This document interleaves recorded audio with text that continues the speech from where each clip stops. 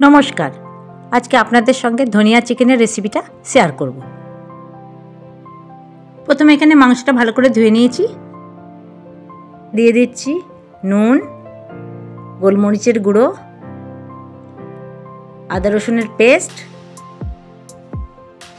এখানে আমি ধনেপাতার সাথে দুটো কাঁচা লঙ্কা বেটে নিয়েছিলাম। এই বাটাটাও আমি এখানে মাখিয়ে নেব।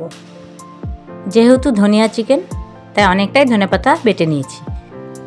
আপনারা চাইলে এর সাথে দইও অ্যাড করতে পারেন, কিন্তু আমি দই দিচ্ছি না, কারণ দই দিলে আমার মনে হয় ধনেপাতার ফ্লেভারটা ঠিক পাওয়া যায় না।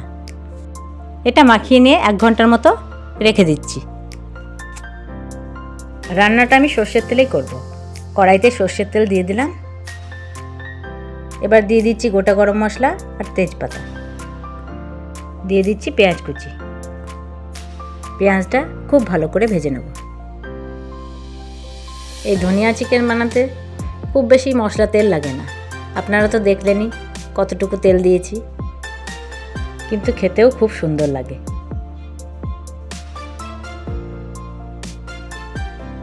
দিয়ে দিচ্ছি সামান্য হলুদ গুঁড়ো, ধনে গুঁড়ো আর দিচ্ছি জিরে গুঁড়ো। জিরে গুঁড়োটা খুব বেশি দেব না। মশলাগুলো খুব ভালো করে মিশিয়ে নিচ্ছি।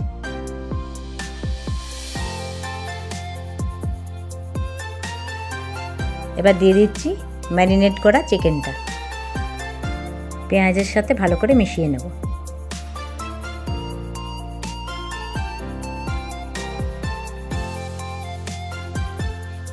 এবার দিয়ে দেবো টমেটো কুচি। টমেটোটা মিশিয়ে নিয়ে এটাতে চাপা দিয়ে বেশ কিছুক্ষণ ফুটিয়ে নেব। আঁচটা কম রাখতে হবে, তাহলে চিকেনের সব জলটা বেরিয়ে যাবে।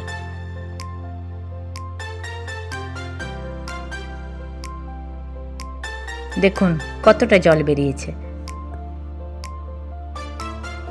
এই জলেই চিকেনটা পুরো সেদ্ধ হয়ে যাবে। এবার আর চাপা দেব না, ঢাকা খোলা অবস্থাতেই চিকেনটা কষতে থাকবে। স্বাদের জন্য দিয়ে দিচ্ছি একটু চিনি। খেয়াল রাখতে হবে নিচে যেন না লেগে যায়, তার জন্য কিছুক্ষণ পর পর নাড়তে থাকতে হবে।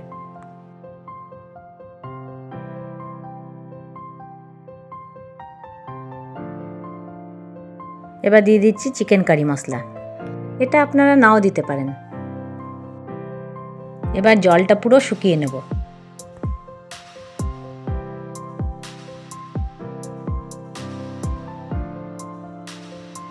দেখুন জলটা পুরো শুকিয়ে গেছে। মাংসটা কিন্তু একদম সেদ্ধ হয়ে গেছে। এবার দিয়ে দিচ্ছি পরিমাণ মতো জল। জল দিয়ে খানিকক্ষণ ফুটিয়ে নেব। খুব বেশিক্ষণ ফোটাবো না, কারণ চিকেনটা তো সেদ্ধ হয়েই গেছে। আপনারা যদি ধনিয়া চিকেনে ধনেপাতার পুরো ফ্লেভারটা পেতে চান, তাহলে এভাবেই বানিয়ে খাবেন।